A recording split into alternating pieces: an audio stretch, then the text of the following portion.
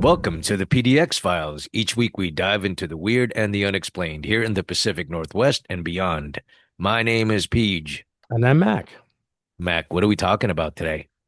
It's kind of timely in its way, but I mean, this is like one of the most classic UFO encounters and very credible UFOs encounters in history, really so far in recorded history. Let's just say that 1976. There's a UFO encounter that involves like the Iranian military. This is pre Ayatollah, pre-revolution. That doesn't mean anything as far as credibility goes necessarily, but as far as the actual encounter, again, you're dealing with like military folks and some kind of crazy things that happened during this. As I was kind of telling you pre video here, I've looked up some other. There's some good History Channel, videos people should watch, but this infographic one, which I love, infographic. I want to give them full credit for this. They're amazing. Some of the stuff that they do is a very good explanation. It's not explained and is very credible. Let's just say that a UFO encounter in Iran, 1976. Okay. I have not seen this video, so my responses will be authentic. And here we go. The year is 1976. An Iranian F-4 Phantom fighter jet engages an unidentified flying object. The UFO is projecting multicolored strobe lights when suddenly it releases an object that shoots toward the Iranian pilots. The pilot gets a lock on the object, but before it can be destroyed, the plane's weapons and communication systems go down. The pilot takes immediate evasive actions. Fast forward to the 2000s, Iranian F-14 Tomcats engage another UFO. This time there are casualties. The UFO evades the fighter jets and flies out of the atmosphere at Mach 10. It would seem that Iran and UFOs have an interesting history together. When you hear stories of unidentified flying objects, you may imagine a flying saucer or little green aliens. Not only that, but the person who's giving the account seems to always be someone who's not quite all there. They tend to have their crazy hair and wild eyes, but the UFO accounts from Iran are detailed and provided by respected military personnel. The information comes from the eyewitness accounts and classified documents that have been leaked to the public. The first contact between a UFO and the Iranian military occurred in 1976 above the city of Tehran. It was a cool desert night. There were no clouds in the sky. The Milky Way stretched across the heavens like an oasis in a black desert. The sound of shopkeepers closing up their stalls for the night filled the air. Then, suddenly, the skies over Tehran lit up. It was just after midnight on September 19th. Tehran residents began telephoning the local airport, frantically relaying the same message. They were seeing bright lights in the sky. The lights seemed to hover in place and then move rapidly to a different location. It was as if the lights were looking for something or someone. The military and airport personnel checked the radar, but nothing showed up.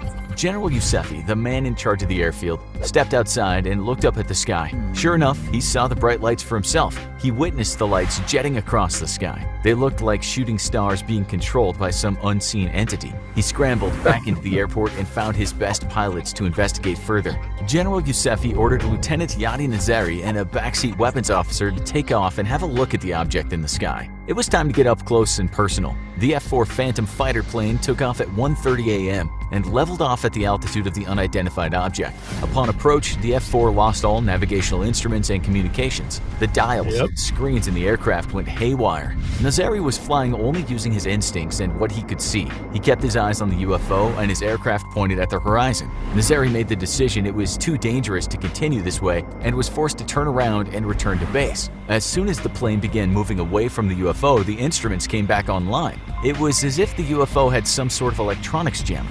A second F-4 Phantom was launched at 1:40 a.m., piloted by Lieutenant Parvez Jafari. He approached the UFO and acquired a radar lock. This meant that there was definitely something tangible in the sky. The UFO was a solid mass that reflected the radar and therefore couldn't have been ball lightning or any form of pure energy. Upon getting closer to the UFO, Jafari reported that its lights were alternating in color from blue, green, red, and orange. They were strobing so quickly that they almost appeared to be solid. The UFO began to move south and Jafari pursued the vessel. All of a sudden, the UFO stopped in mid-air. It just sat there unmoving, as if the law of gravity was a force that it could choose to obey or not. Jafari veered around and stopped the aircraft so he wouldn't collide with it. He turned his jet back around and headed back toward the unidentified vessel at a slower speed. On the return approach by Jafari, something even stranger happened.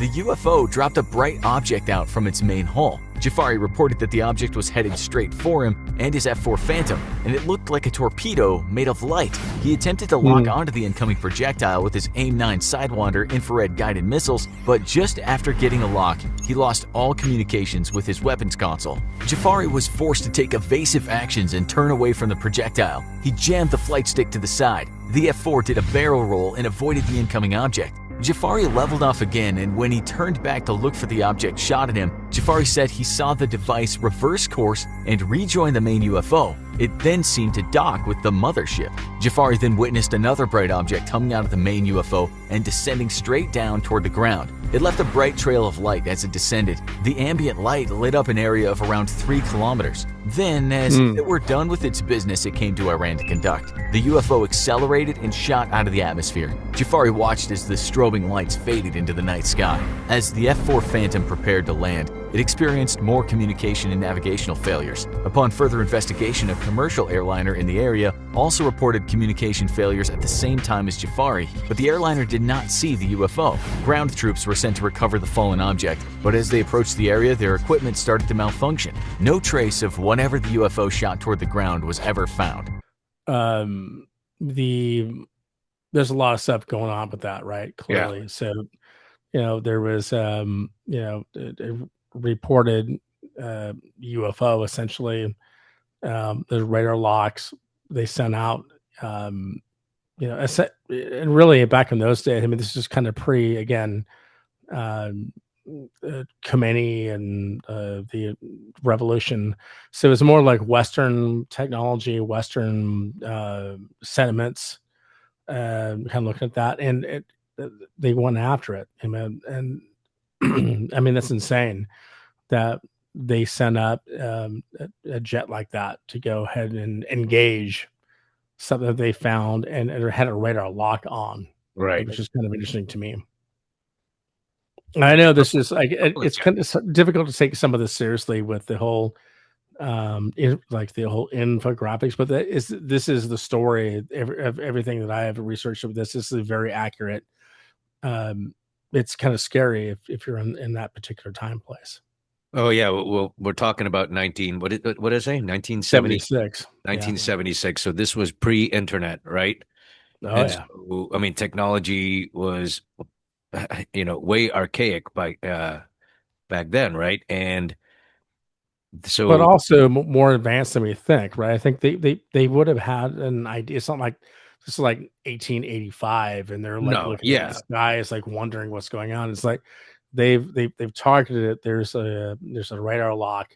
They send no, out jets yeah. to go after this thing, right? And They've the no, thing they've is, there've been multiple wars since. So, yeah, clearly, but also the kind of the fact that they we're having some interference with the technology that right, they had, right? So every yeah, time they get close to it, either the guidance or a weapon lock or something like that. It's really interesting, sort of think about that. It's like, and this is like one thing that even again, despite the infographic like cartoons, it's right. actually very real to the stories that they're talking about. They're sort of simplifying it, but it's extremely mysterious, and I mean, it's a fascinating. But I mean, anyway, I don't want I to mean, give it away. it's unlike any other, UFO, UAP videos or accounts that we've reviewed on this channel so far. I mean, So far, yeah. the whole, a part of it, or what looks like maybe like a drone or something, or that kind of like that separated from the ship and was being pursued and then also then pursued the airplane, right? The jet. And And some of the physics behind that, it's like it right, was hovering, right? It's like sort of waiting and sort of playing around with a little bit. So, like some of the aliens that we're encountering, maybe allegedly, are like talking to us, like, "Hey, can you get us? Or can or not? You probably can't because here we are doing whatever we want in your airspace." right. All right, let's continue here. Approximately 3 decades went by without any reports from Iran about UFOs in their airspace. Then, in 2004, strange aircraft were once again encountered by the Iranian Air Force. At this time, Iran was still using a few F-14 Tomcats that they'd purchased from America before the revolution. The Iranian military used the Tomcats to protect their nuclear facilities. Considered one of the most successful fighter jets ever built, its speed, maneuverability, and weapon capabilities make it an aircraft to be feared and respected. The encounter in 2004 went something like this. An alarm was raised when the unidentified flying object was picked up on radar. The UFO entered the airspace above one of Iran's nuclear facilities. Fighter pilots ran to their jets. Mechanics shouted at one another as they prepared planes for takeoff. The pilots were secured in the cockpits by the support crew, and the hatch was sealed. The only contact with the outside world was through their pure oxygen was being pumped into the face mask to keep them alert. Over their comms, head military personnel were barking orders. An attack on our nuclear facilities could be incoming. We need planes in the air now, the commander shouted. The Iranian pilots flickered the afterburner switch on the engine controls. The F-14 Tomcats accelerated off the runway and into the black sky as flames shot out of the back of their jet engines. As they reached Mach 2, the sonic booms could be heard throughout the desert below. The Iranian military launched 8 F-14s, 8 F-4 Phantoms, and 2 large reconnaissance aircraft to intercept the UFO. The task force encountered objects that they'd claimed had astonishing flight characteristics.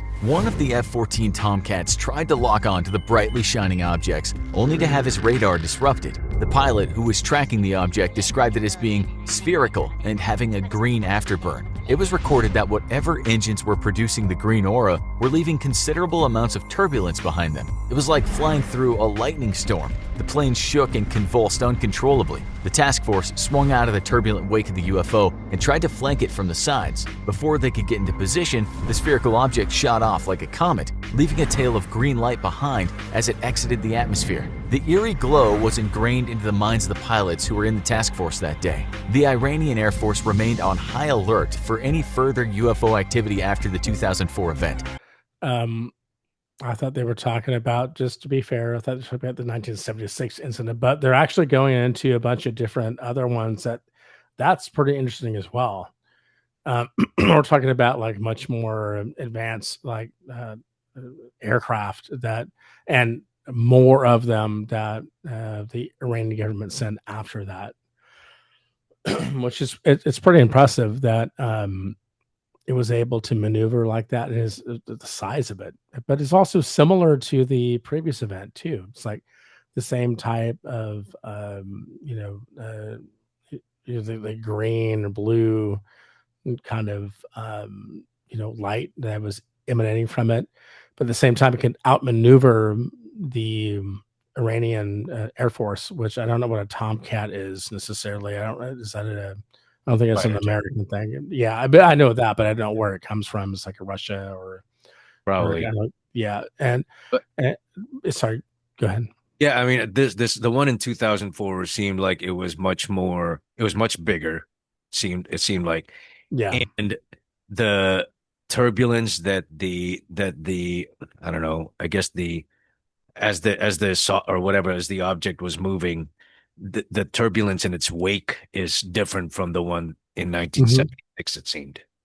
Yeah, and certainly, and maybe that's because of the increased technology on our side. They can release more of their technology. I don't know if that makes any sense, but like they recognize that we have more, or they had more advanced fighters at that point. So it seems like they were kind of taking it easy on the ones back in 1976 a little bit. Sure. And so now they're kind of up on their game a little bit because they have to. But yeah, honestly, I hadn't heard of that one back in 2004. That's kind of interesting. I'm glad I didn't watch this video fully. All right. Well, about the Iranian one back in 1976, but yeah, you're going to cut that probably. All right, we'll continue here. 2012, another strange phenomena occurred. A UFO was spotted in Iranian airspace. It did not show up on radar at first, but then all of a sudden a blip appeared. It was like the ship was cloaked. and had just appeared out of thin air. The military scrambled to the F-14s and pursued the vessel, but then tragedy struck. As one of the F-14s took off, it exploded in midair. The aircraft was consumed in a fireball. The smoldering metal fell from the sky and landed in the sands below. Some accounts claim that the UFO attacked the F-14 right after it took off, perhaps using laser beams or a highly advanced weapon that ignited the fuel in the plane's tanks. Both of the crewmen in the plane were killed instantly. Reports by the Iranian government seem to suggest that the UFO had something to do with the mishap, but it's unclear the role the unidentified aircraft played in the catastrophe. Other F-14s flew after the unidentified object. Every time they tried to get a lock on the UFO, their armament systems would malfunction. The dull green light of their screens would appear to be working perfectly one moment, and as soon as a lock was achieved, everything went black. The pilots would try rebooting the systems mid-flight, but nothing seemed to work.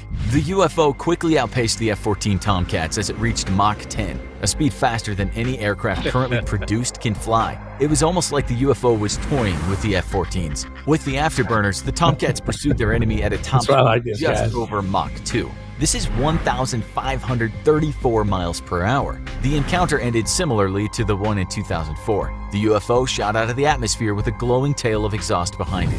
Each of the unexplained encounters recorded incredible capabilities of the UFOs. In all three cases, radar was jammed and weapon systems malfunctioned when the UFO was present. It seems that once the UFO left the general area, the instruments started to work properly again. You have to wonder what whoever was controlling the UFO was after. Their radar jamming capabilities seem highly sophisticated, yet they still allowed the Iranian military to know that they were there. Was it an accident all three times? Or was the UFO testing Iran's Air Force capabilities? Another common factor between the encounters was that the UFOs all left the atmosphere after encountering the Iranian aircraft. They seemed to launch away at Mach 10, which is 10 times the speed of sound, or 7,612 miles per hour. The closest any known human aircraft has gotten to that speed was Mach 9.68. This was achieved by a NASA experimental hypersonic aircraft called the X-43. And why did they shoot out the atmosphere instead of just leaving Iranian airspace? Was there some other vessel waiting for them in orbit around the Earth? Was there a large mother waiting to launch to light speed once the reconnaissance ships returned? All of the accounts also mention the UFO hovering, which means that they could remain in the air with a velocity of 0. The massive acceleration it would take to go from 0 to Mach 10 in seconds is not possible with our current technology. All of the UFOs were also described as luminous objects. They emitted some kind of light, whether it was the strobes from '76 or the green afterburn glow of the 2000s. Could the lights be some sort of undiscovered propulsion from an advanced alien race? Or is there a country on Earth that's discovered an advanced propulsion system that the public is unaware of? There are several theories as to what the UFOs might have been. Iran has claimed that they were secret United States spy planes. They've also suggested that the aircraft were state-of-the-art drones that the US military was using to spy on Iran. However, the United States does not have the technology or capability for achieving Mach 10. It also seems unlikely that a spy aircraft would emit bright lights that would give its position away. Could the UFOs that Iran encountered be extraterrestrial? Is there any evidence to support that aliens have a special interest in Iranian nuclear sites? At this point in time, all we know is that on 3 separate occasions, skilled Iranian Air Force pilots encountered unidentified flying objects with advanced technological capabilities. There seems to be no definitive explanation for the UFOs encountered by Iranian military personnel. Whether the United States has advanced secret technology or Iran has encountered extraterrestrial UFOs, the 3 events still remain a mystery to this day. So, for the one of the things I know they left out of the 1976 story is that they locked on and tried to fire, like really tried to fire missiles at that, and multiple times. And so it was something that the pilot could see as well. I mean, it was kind of a thread throughout that as well. But it's like in '76 they tried to do it. '04, I didn't know about the '04 one. That's actually, again, I kind of surprised by this. I thought it was more about 1976, but it's really interesting. And this kind of, if you look up other stories throughout the world, I guess if you want to look at that, the ability of a UFO to like nullify our technology is not something that's just for Iran, but definitely in this case here, that it's the '76 story specifically is one of the most unexplained and believable and credible. And I mean, I think the other ones probably as well. Again, I want to give credit to the infographics folks. Did a good job of sort of dumbing it down, I guess, for the rest of us. But it's interesting because you can think about the times 76, it was 2004, it was 2009 was the other one they were talking about. Well, so 2012. So 76, right? yeah.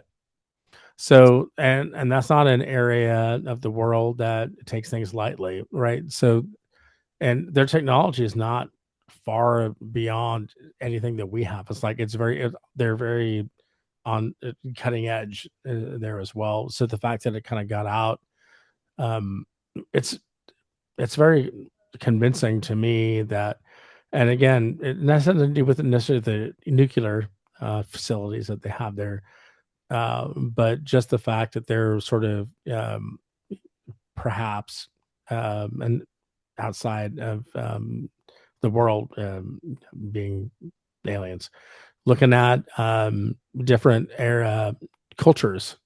Certainly, like they've been around for thousands of years, so it was not surprising to me that they would be under examination as well. Yeah, it's and obviously we're at a disadvantage in terms of the country that we're talking about here is a country that the United States is at have been at odds with for a Yeah, long time, right? And so yeah, if there's I mean the chances of any kind of like knowledge share is zilch, you know? So I mean the fact that this report is even available, that's astounding, right? It is interesting also that um it's almost like it's like the narrator on the video stated, it's almost like the aliens or the UFO were trying to test the metal of at this point like the humans who are responding to the presence, right, to the visitation in terms of right, yeah, the how far the equipment the machinery has come in between visits, what level of um weaponry already exists at the time. And again, when we're talking about aliens potentially visiting the Earth, right, from far away, yes, their technology obviously is eons more advanced than ours that allow them right, to visit us. But again, it's almost like I think it's the Fermi paradox or something like that, where there's a ton of there's millions and billions of alien races out there or of life that exists in the universe, right? But so why haven't we? Yeah, we're yeah, just so far apart that we can't, there's it's very unlikely that we'll be able to to visit another planet or be visited by other other people from other planets.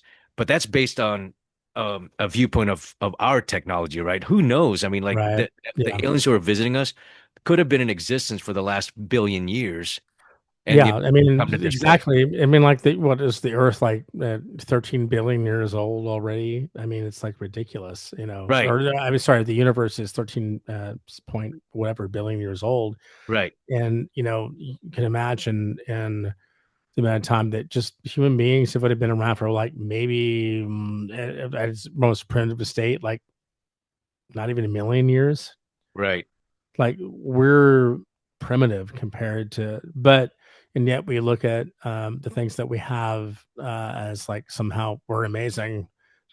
But how primitive Well, must we be to other people? And even in like in a state, nation state like Iran, where uh, a lot of evidence and information doesn't come out of like this happened. It was important enough that it is well known throughout the world now this happened, and it's not disputed. I was like, it's like, okay, could it be something else besides that? Absolutely, it could be something else besides aliens, but I don't know. It's very convincing. It's very compelling. it it is. It's very compelling. It also there's a obviously you're familiar enough with Star Trek, right? And that Indeed. universe and how in that particular show's lore, that the alien race, the Vulcans, eh, only paid attention to Earth when the inhabitants of Earth in this, in this lore of Star Trek reached warp capability. So before that, they weren't even bothering. The Vulcans weren't even bothering with the humans, right? But only when they reached achieved warp capability They that yeah, they noticed, right? they, Yeah. they Yeah. noticed A, and then B is like, okay, I guess we're worthy to meet each other now. But yeah, it's interesting. I don't know, UFOs and UAP and extraterrestrial visitations.